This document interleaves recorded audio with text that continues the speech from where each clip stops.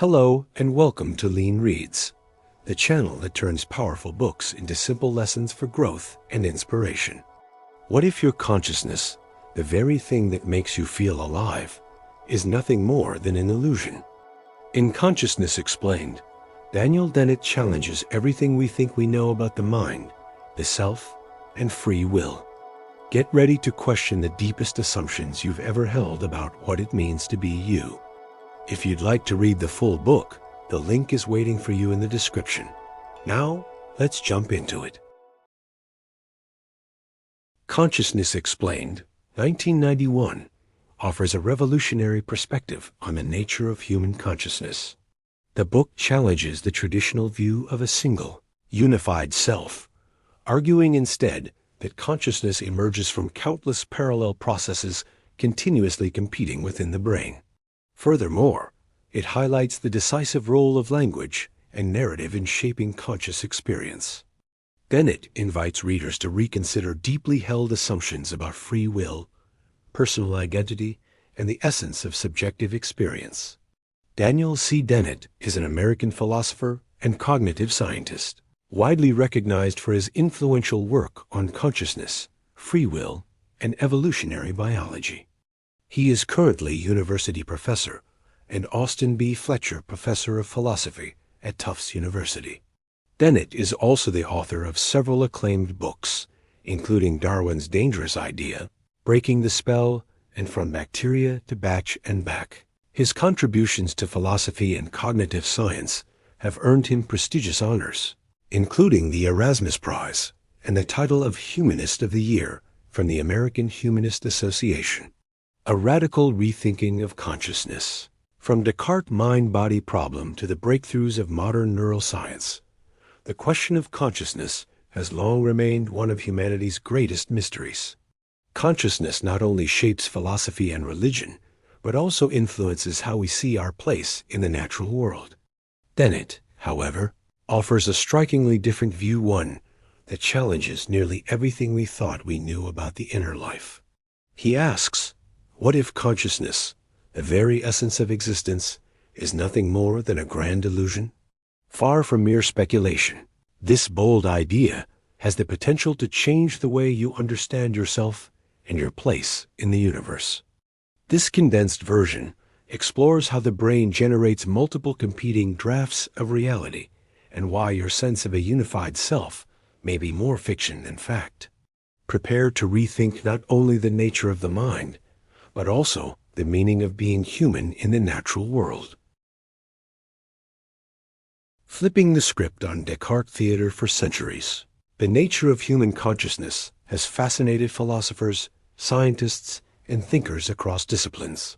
From the ancient Greeks pondering the soul to modern neuroscientists studying the brain, we have always sought to uncover the essence of awareness. Yet despite remarkable advances in brain science, the mechanisms of consciousness remain one of the greatest mysteries. In the 17th century, René Descartes proposed that the mind and body were two distinct substances, connected through the pineal gland. This idea of a central control point in the brain persisted for centuries, shaping and in some ways hindering our understanding. As neuroscience progressed, researchers searched for this supposed supposis, a place where experiences converge and decisions are made. But the deeper they looked, the more elusive it became. Vision, sound, memory, emotion each seemed to be processed in different brain regions, often simultaneously. In other words, no single center of consciousness has ever been found. Without a clear scientific explanation, people have relied on intuitive models to make sense of the mind. Out of this came the notion of Descartes theater, the metaphorical idea that somewhere inside the brain, a little inner observer sits and watches the movie of our lives, making decisions and experiencing sensations. It is a simple and compelling story that matches our subjective sense of a unified self. But what if this model is completely wrong? This is where philosopher Daniel Dennett launches his challenge. He argues that there is no homunculus in the brain, no little person watching a screen, nor is there a single place where consciousness happens. Instead, He suggests that conscious experience is more like an ongoing editorial process, constantly revised and updated, rather than the product of a unified self. Consider the moment you are startled by a sudden loud noise. Your body reacts instantly. Your heart races, muscles tense, before you even become aware of the sound. By the time you ask yourself, "What just happened?" the reaction is already underway. Dennett sees this as evidence that there is no central command issuing orders, just distributed processes working in parallel. By dismantling the myth of Descartes' theater, Dennett opens the door to a new way of thinking about consciousness. Rather than a single unified control center, consciousness is a complex interplay of parallel processes. While this may feel unsettling, challenging our intuitive sense of self, it also creates exciting possibilities for understanding the true nature of the mind. The multiple drafts model. The multiple drafts model challenges the long-standing notion of a single, unified stream of consciousness. Instead, it suggests that the mind resembles a chaotic flow where multiple versions of reality, or interpretations of events, compete with one another. To picture this, imagine your mind as a bustling newsroom, filled with reporters and editors all working at once on different stories. No single version of an event becomes official until one draft is selected and published on the front page. Similarly, Dennett argues that our brains process vast amounts of information in parallel, producing countless drafts of our experiences. Crucially, these drafts are not neatly organized, nor are they overseen by a central authority. Rather, they compete for dominance, and whichever draft prevails becomes our conscious experience. This process happens so quickly and seamlessly that it creates the illusion of a smooth, unified flow of consciousness. To illustrate, consider the phi phenomenon in visual perception. When two lights flash in rapid sequence at nearby positions, we perceive a single light moving from one point to the other. If the second light is a different color, we even experience the illusion that the light changes color midway through its apparent motion. But how can we perceive the color change before the second light actually appears? Dennett argues that this demonstrates the brain's editing process. Instead of recording events in real time, our brains retrospectively construct a coherent narrative, filling in details after the fact. The implications of this model are profound. It suggests that there is no precise moment when an event enters consciousness. Instead, consciousness emerges from the brain's continuous creation and revision of an internal story. This perspective opens new avenues for thinking about memory, decision-making, and the nature of the self. If conscious experience is simply an edited narrative, what does that mean for our sense of free will or personal identity? The multiple drafts model encourages us to view the mind as a dynamic, ever-creative system, constantly shaping reality rather than passively recording it. In this light, the unity of consciousness we feel may be nothing more than the final draft, chosen from countless competing versions. By reframing consciousness this way, Dennett compels us to reconsider fundamental assumptions about the mind, the self, and what it means to be aware. And this, he notes, is only the beginning the so-called hard problem of consciousness continues to puzzle philosophers and scientists alike to this day. The hard problem of consciousness throughout the 19th and 20th centuries. As neuroscience advanced, researchers made tremendous progress in mapping the brain. They identified regions responsible for movement, language, and sensory processing. Yet the fundamental nature of conscious experience remained elusive. This puzzle became known as the hard problem of consciousness. How does a physical brain made up of neurons and synapses produce subjective experience? Why do we have such a rich inner world? For example, when you imagine biting into a lemon, you can vividly picture its bright yellow color, feel the rough texture of its skin, and almost taste the sharp sourness. But how does the brain transform mere electrochemical signals into such lifelike, subjective experiences? That is the essence of the hard problem. Faced with this mystery, some thinkers have turned to religion or spirituality, suggesting that consciousness may forever lie beyond the reach of science. Others have invoked elaborate theories involving quantum mechanics or undiscovered properties of matter. Daniel Dennett, however, approaches the issue differently. As a philosopher, he argues that the very concept of the hard problem is misguided. According to Dennett, once we can explain all the functional aspects of consciousness, how we process information, make decisions, and report our experiences, then there is nothing left to explain. In his view, consciousness is like a magic trick, just as a magician creates the illusion of the impossible through misdirection and technique. The brain generates the illusion of a unified subjective experience through complex information processing. This perspective has been highly controversial. Critics accuse Dennett of sidestepping the real issue. How could a purely functional account ever explain the vivid qualia, the what it feels like aspect of experience? Dennett's answer is that our intuition about the hard problem stems from the limits of self-analysis. We cannot directly observe how the brain constructs conscious experience, so we assume there must be some mysterious extra ingredient. By challenging the very premise of the hard problem, Dennett opens the door to new ways of studying consciousness. He urges researchers to focus on the functional and observable aspects of the mind, rather than chasing an ineffable essence of subjectivity. What further distinguishes Dennett's stance is his emphasis on the role of language in shaping experience.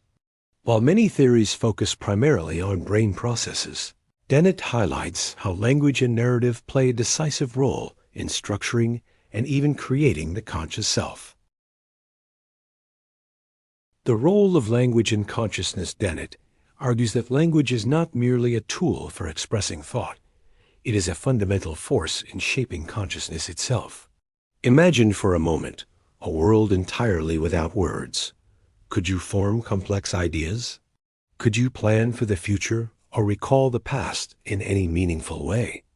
According to Dennett, language provides the framework for higher-order thinking and self-awareness. He introduces the concept of the Joycean machine, inspired by the stream of consciousness style of novelist James Joyce. This machine, activated by language, acts like a software upgrade for the brain. It enables us to narrate our experiences, weaving them into a rich inner world of reflection and thought. For example, consider how you describe a sunset. The words you choose, brilliant, beautiful, peaceful, do more than label the experience. They shape how you feel it, interpret it, and later remember it. Dennett maintains that this inner narration is not just a byproduct of consciousness, it is its very essence. Our sense of self emerges from the continuous internal story we tell in language. Consciousness, therefore, is not an innate, mysterious property, but largely a cultural and linguistic construction. Our conscious experiences are deeply shaped by the words, concepts, and narratives we inherit. This view also reframes the question of animal consciousness. While animals may enjoy rich sensory lives, Dennett argues that without language, they lack the kind of narrative, self-reflective consciousness humans possess. By placing language at the center of consciousness, Dennett bridges neuroscience with cultural studies. He invites us to see the mind not only as a product of neurons, but as the result of a dynamic interplay between biology, language, and culture. This linguistic turn in the study of consciousness has opened new research directions and fueled ongoing debate. It challenges us to rethink the nature of thought, identity, and what it truly means to be conscious. Heterophenomenology, a new approach to experience. To appreciate the force of Dennett's proposal for studying consciousness, we first need a handle on phenomenology. Developed by philosophers such as Edmund Husserl and later Maurice Merleau-Ponty, phenomenology investigates conscious experience from the first-person point of view. Its aim is to describe what it feels like to have certain experiences, the vivid, subjective texture of awareness. From the outset, however, this introspective method faced a serious challenge. Conscious experience is profoundly personal and private. Dennett's creative answer is heterophenomenology, literally, the phenomenology of the other. It is his attempt to bridge the gap between private subjectivity and public science. Imagine you are studying arachnophobia. Instead of relying only on brain scans or behavioral measures, you also ask the participant to give a detailed, verbal account of what it feels like to fear spiders. Crucially, you treat these reports as data to be interpreted and explained, not as infallible truths. By carefully collecting and analyzing such verbal reports alongside observable evidence, scientists can assemble a comprehensive third-person account of consciousness. The method resembles anthropology. Take the natives' beliefs seriously without having to endorse them as literal truths. Rather than ask, what is consciousness really? The heterophenomenalist asks, what do people say consciousness is? And how can we explain those claims within a unified scientific framework? Treating first-person reports as phenomena to be explained, rather than as explanations, opens new avenues of research.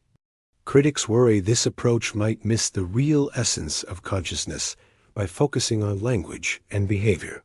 Dennett replies that any bona fide science of mind must start from publicly observable evidence. With rigorous analysis of what people report, we can uncover the underlying mechanisms that generate both their experiences and their beliefs about those experiences. The implications are far-reaching.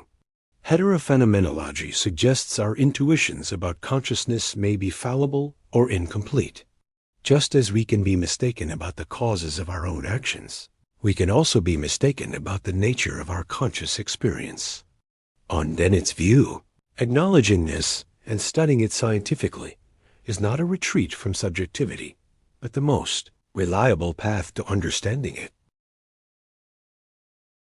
The self is a story. Think back to the last important decision you made. Did you feel fully in control, carefully weighing each option and freely choosing your path? Dennett suggests that this sense of free will, while deeply compelling, may not be quite what it seems. He argues that our decisions emerge from the complex interplay of countless competing drafts in the brain, not from a single central self pulling the strings. This does not mean that our choices are meaningless. Rather, it shows that decision-making is far more intricate than our subjective experience suggests.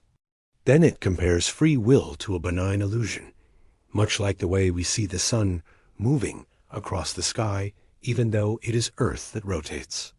Just as understanding planetary motion does not diminish the beauty of a sunset, understanding the complexity of decision-making does not undermine the significance of the choices we make.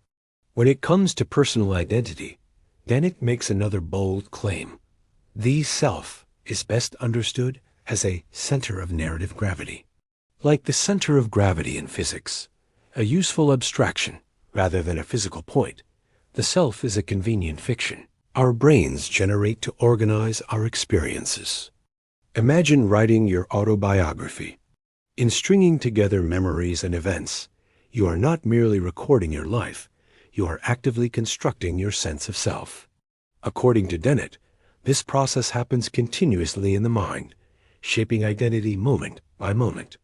This view challenges traditional notions of a fixed, unchanging self. Instead, our identity is fluid, constantly revised and updated, much like the competing drafts of conscious experience. These ideas have far-reaching implications for ethics and society. If our choices stem from distributed brain processes rather than a central ego, what does that mean for moral responsibility? If identity is a shifting narrative rather than a permanent essence, how does this reshape our legal and social institutions? By redefining free will in the self, Dennett pushes us to reconsider some of the deepest assumptions about human experience. His ideas continue to spark debate about the nature of choice, agency, and personal identity in the modern world. This book demonstrates how a philosopher can overturn long-held assumptions about consciousness. For Dennett, Consciousness is not a single entity, but a collection of competing drafts constructed within the brain. He emphasizes the central role of language in shaping conscious experience, arguing that the sense of self is a narrative construction, an internal story we continuously tell ourselves. Through his concept of heterophenomenology, Dennett offers a new scientific method for studying consciousness objectively, treating reports of experience as data to be explained rather than unquestioned truths. Dennett's ideas deeply challenge our intuitions about free will and personal identity. They invite us to reconsider what it truly means to be conscious and to have a self. By reframing these fundamental questions, Consciousness Explained remains one of the most provocative and influential contributions to philosophy and cognitive science. Reading Consciousness Explained is like stepping into a mirror maze of the mind. Each turn reveals not one truth, but multiple drafts, competing stories, and shifting perspectives about who we really are. Dennett doesn't offer us comforting answers about a unified self or a mysterious essence of consciousness. Instead, he invites us to accept something far more unsettling, that consciousness is not a single glowing spotlight inside our heads, but a complex process of constant editing, competition, and narration. What struck me most is Dennett's insistence that our sense of a central I is not a discovery, but a construction. The self, he argues, is a kind of narrative center of gravity, a story we tell ourselves to give coherence to a life that is, in truth, fragmented and constantly in flux. This idea is both liberating and disorienting. On one hand, it frees us from clinging to the illusion of a fixed identity. On the other, it forces us to confront how fragile and malleable our sense of self really is. Dennett's emphasis on language as the engine of consciousness also resonates deeply. It is through words, concepts, and stories that our inner world takes shape. Without language, our experiences might still occur, but they would lack the structure and reflection that make us human. This makes me wonder how much of what I call myself is truly mine, and how much is the product of cultural tools I inherited. Perhaps the most provocative part of Dennett's argument is his challenge to the so-called hard problem. By dismissing it as a misguided question, he reminds us that sometimes the greatest barrier to understanding is the way we frame the mystery itself. Consciousness may feel ineffable, but that doesn't mean it lies beyond explanation. It may simply require us to change how we think about explanation. In the end, this book leaves me with more questions than answers, but in the best possible way. It forces me to see consciousness not as a static truth to be uncovered, but as an evolving story we tell ourselves, a story shaped by neurons, by language, by culture, and by imagination. To accept this is to accept that being human is to live inside a narrative, one draft among many.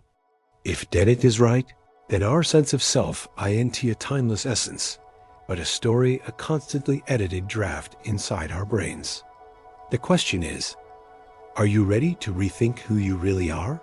If this journey into the mind fascinates you, don't forget to like, share, and subscribe for more thought-provoking book explorations.